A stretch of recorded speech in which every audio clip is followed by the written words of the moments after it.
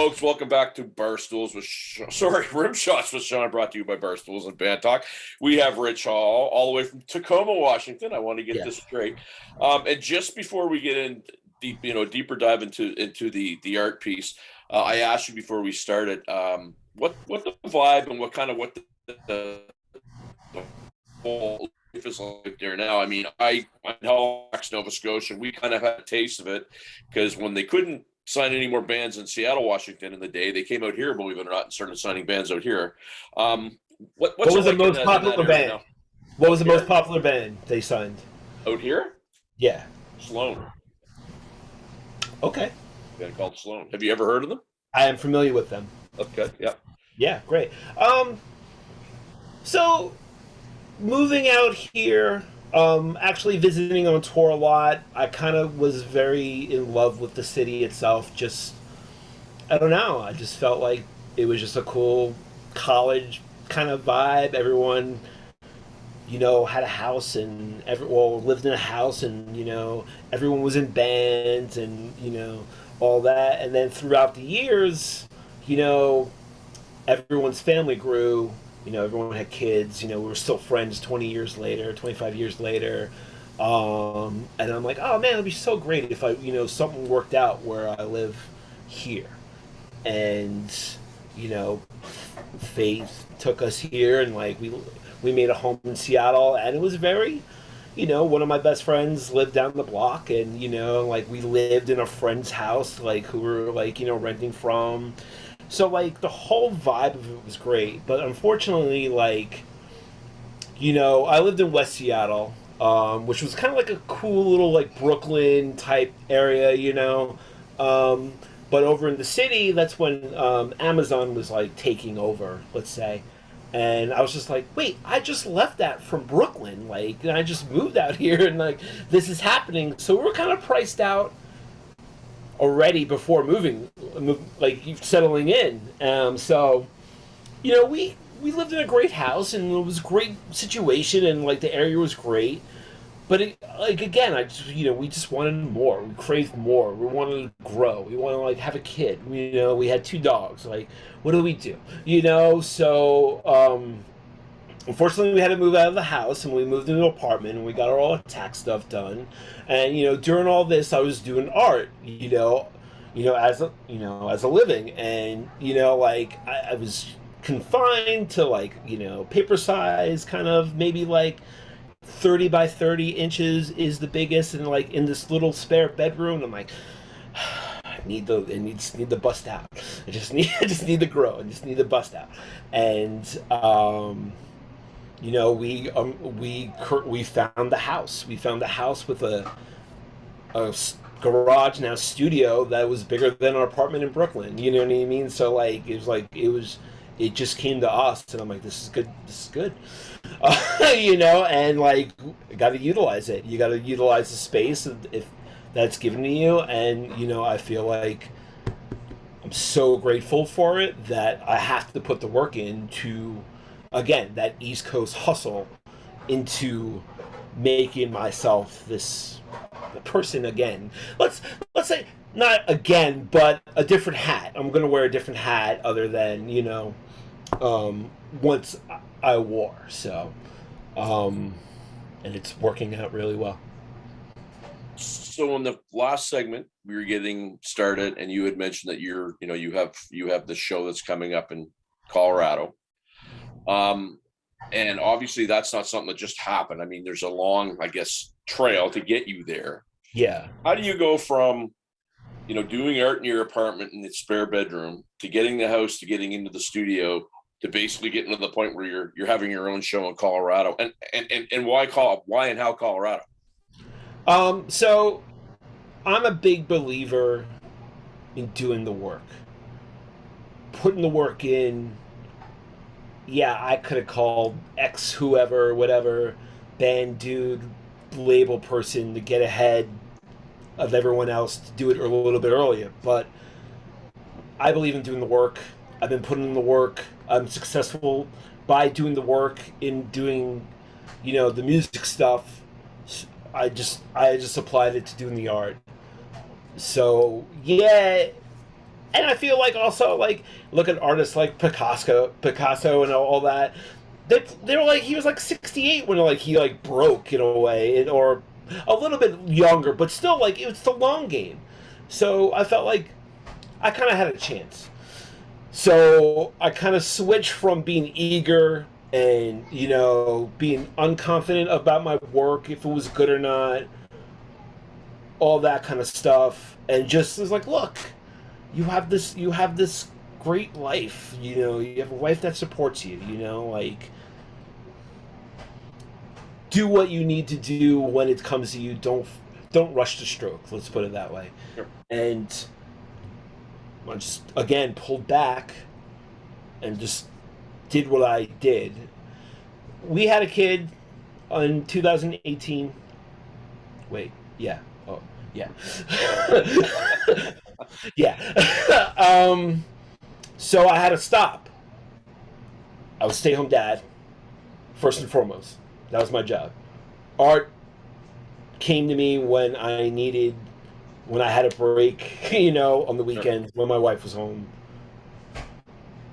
I made sure that wasn't going to break me, because a lot of people are like, all right, I'm a dad. That's it. I'm done what I need to do. Put on the white sneakers, put on the polo shirt and the khaki shorts. You're barbecuing every day. You're a dad. Right. And I'm like, I'm not a dad. I'm a dad, but I'm this kind of dad. And, once the pandemic hit, my wife worked from home. She got called. She was like, you need to work from home. It's going to be a couple of weeks, like we talked about, a couple of weeks. And that's when it really turned on for me, because I had the freedom. I was very scared of what's going on because of my son. And I just went for it. Like, I don't know. You don't know. You still don't know. You don't know what tomorrow's going to bring you. So why not? I go by this. I throw Hail Marys. And all my life booking, I always threw a Hail Mary just to make sure someone's gonna catch it. Yep. It could be the other team. It could be your team. Like, I feel like a Hail Mary is a question. Like, can this happen? Can this happen? Right?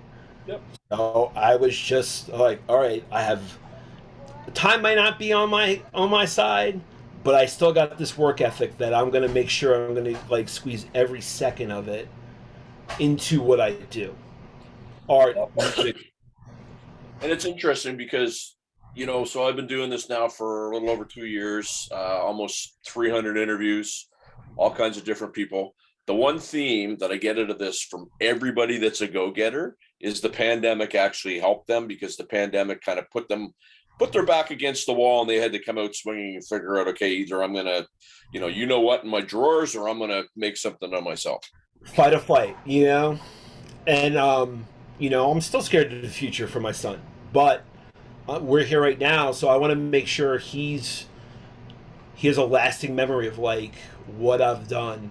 Like, this is what I did. I want to say for him, but, like, for us. I want him to experience all this cool stuff that me and my wife has done in the past 25, 30 years. I want him to experience the same, through art, music, all that kind of good stuff. So, like, that's when something clicked in my brain artistically. We're like, it's go time. And I had every day to go in and paint. I had 24/7. We weren't allowed to go anywhere anyway, so why not? I can order art supplies and get them FedEx to me or whatever, right? So, like, it was go time. And then, that's when it just started to click. And, like, I put out my first book, winter of 2020. It was just a collection of all my art from that year. And I kind of realized, halfway, everyone got their stimulus. They were buying art. They weren't going anywhere, all this kind of stuff. But then, like, that stopped. Right. And people couldn't really afford a X amount of painting, whatever dollar value, whatever. So, like, that was really, like, because I felt the same way. Like I can't afford this. If nothing's coming in, I can't support my friends. So like through the holidays, I just decided like, oh, I can make this book, and like I think a $40 book versus a, let's say, $600 painting is basically perfect for someone's price point, especially during a pandemic where they're trying to eat some food, like first and foremost. So let's try to be okay, let's help our friends out somehow, And it was just that was a rousing success. So, and then, last year, like everything was opening up and everything, and I was just like, I still got more in me, and still got all this art and everything, and yeah. So then this is connected to the art show. I hooked up with friends of friends who own this gallery in Denver. My friend Bricks was like, "Hey, this guy has the gallery in Denver. You need to put his stuff in." I'm like, all right, connect me. So we connected. Jesse from Talk Gallery hit me up. He was like, oh my God, I love your work. This is what we're looking for. This is great. I have to connect with my partner about this. I think he'll love your work as well. I'm like, all right, okay. So I'm like, okay, get it done. Let's do this, And if not, okay, on to the next one. A couple of months, setting up an art show is like setting up a regular show. There's months in advance of prep work, all this. It's not like, okay, you're on. This is your date. So, it took a little bit. And then earlier this year, I just was like, I didn't hear from anyone, but I was still working. I didn't quit. And then Gordon was like, well, it's time. I'm like, time for what? He's like, time to get you out here to Denver and into our gallery. Let's go. And I'm like, let's go. And pretty much that's how it happened. And again, I could have quit. I could have said, oh, this isn't happening. Go back to the khaki shorts and barbecuing all day and mowing the lawn and being, Mr. Citizen dude. I still put in the work, and it paid off. So for my folks that are watching this, if you were to, for the layman art, fan type thing, describe what it is that you do. I'm the Swiss Army knife. Far as what do I do? I'm a professional self-employed. I'm self-employed. And, I can help you do a festival. I can help you run a festival. I can help you get your band signed. I can help book your band a tour. I can build a logo for your hot sauce. I can, do a painting of your kid. Well, not really. I don't do that. A painting of your dog. I could do, you know what I mean? Like, what do you want me to do? And I'll tell you what I can do. And there's that. I don't know. I mean, but I've always worked with companies and stuff like that too, and I've always liked real jobs. But like, I feel like this is more fulfilling because like people trust the person instead of the company or the brand. They trust the person, and I like and like for being that person people trust to do stuff like that for them, for their bands, for their companies and stuff like that. I feel like I just need to be the best, and I feel like I'm still at it. So, well, I get that drive from you. I mean, we're 3,000 miles away from each other, but I do get the vibe. I mean, it's you can see the smoke coming off your back in the frame here. So if I was to happen to make my way to Denver, Colorado when your show's on, what am I going to see there? For people who because you furrowed your eyebrows, I'm guessing it's a little bit of everything. A little bit of everything. So if you like, all right, if you like comics, if you like abstract, bright shapes, if you like design, like vintage like design, if you like just exotic culture. Like I feel like my art is all that in one. I feel like it's definitely myself. Feel like it's definitely personal. I feel like it's one of a kind and unique. I mean, I could copy Van Gogh's sunflowers all day and whatever, and it doesn't really do anything, personally. But like, I'm pouring my heart out into this because this is my chance to show everyone this is who I am. Other than this is my true self, other than Rich Hall, the promoter, the music guy, all this. This is what I feel like I am art wise. So it's very. I feel like a lot of people are like, "Wow, I just didn't know you had it in you," So. And I think that it's very cool that you wear many hats, because I can see that you probably don't get bored in life if you are getting bored in one area. You kind of do the whole we learn that word pivot. So you're pivoting around and you're taking the whole pivot, really making a business out of it. Your statement? You froze for a second. Sorry. You're taking all your pivots and you're making a business out of it. You're making a living out of it. I feel like I'm a basketball player where like I have to I need to find my shot. If I'm getting bored and like, okay, this isn't, I'm getting this defense here, like, okay, this is not working. I'm gonna go, shoot over here. I've always been like that. I just feel like I just want to keep my life going. I don't want to be stagnant. Like I love it here. I'm like, me and my wife are kind of like nomads, and like we've always toured our whole lives as well. Who says Tacoma's in my future? Who says this isn't in my future? Who says that's not in my future? Who says this job is not in my future? So I want to try new things. I want to like just enjoy what life brings you and what's out there. So I'm going to try that. I'm going to try this. I'm going to try that different paint on the painting. I'm going to try that different line on that painting. I'm just going to try it, and if it doesn't work out, I'm going to pivot. Like Michael Jordan said, you miss 100% of the shots you don't take. So I live it. I'm shooting. Amen. So where are my peeps going to find out more about Rich Hall? I mean, we were only able to have you, and I want to be respectful of your time. We're only able to have a short time here today.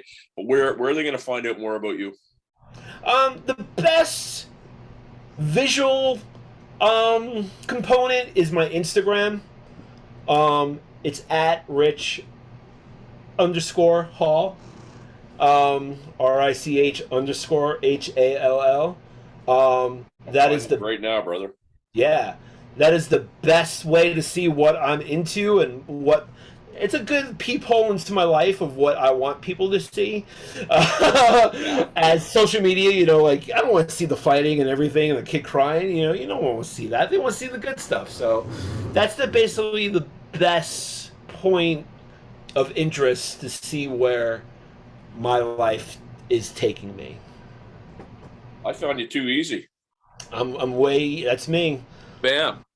Got my favorite green guy on there as my profile pic. I'm following you, my friend, the Incredible Hulk. Look, it's been a pleasure. I want to, as I do with all of Jamie's clients, I love to kind of follow back and circle back and check with her because, like I say, she's not sent me one uninteresting person yet. And you just keep, ratcheting it up because, again, I've never spoken to somebody that really is diverse as you. I appreciate your time. Thank you. I've learned some stuff, and you know what? I get a little bit energized here today. If the next time go. Story for myself, I think I'm going to go back and watch this interview again. Let's go. Let's do this. Sure, take those shots. Thank you, Sean, so much. Have a good day.